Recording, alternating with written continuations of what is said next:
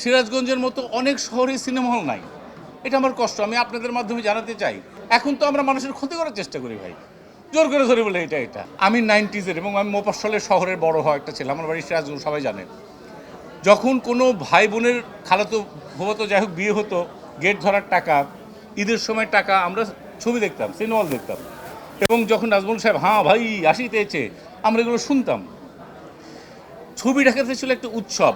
মা খালা, আগে দেখতাম মা খালা রিক্সার সামনে কাপড় বেঁধে যেত যেন লোকজন না দেখে, কিন্তু আমরা একটা ছবি দেখতাম। এটা একটা ফেস্টিভ মুড ছিল, একটা পরিবারের একটা সেদিন ছিল যে আজকে ছবি দেখতে যাব, সকাল থেকে কাজ করে, এটা একটা প্ল্যানিং ছিল, এটা একটা পরিবারের একটা উৎসব ছিল। এখন যেটা নাই।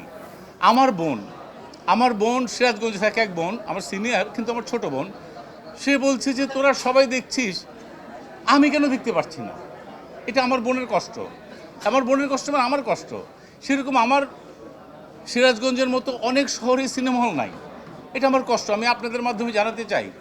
যারা জেলা প্রশাসক আছেন বা এরকম যারা যারা অথরাইজড আছেন, আমি চাই যেরকম একটা করে হাসপাতাল কমপ্লেক্স থাকে শারীরিক স্বাস্থ্যের জন্য, ঠিক সেরকম মানসিক স্বাস্থ্যের জন্য কয়েকটা করে সিনেমা হল থাকা দরকার। তাহলে নেশার থেকে, অন্য অন্য হানাহানির থেকে, মব জাস্টিস থেকে দূরে থাকবে।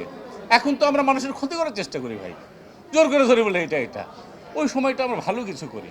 প্রত্যেকটা শহরে যেটা ছিল, এটা তো দোষের কিছু না, একটা ছবি ছিল, এখনও অনেকগুলো আছে।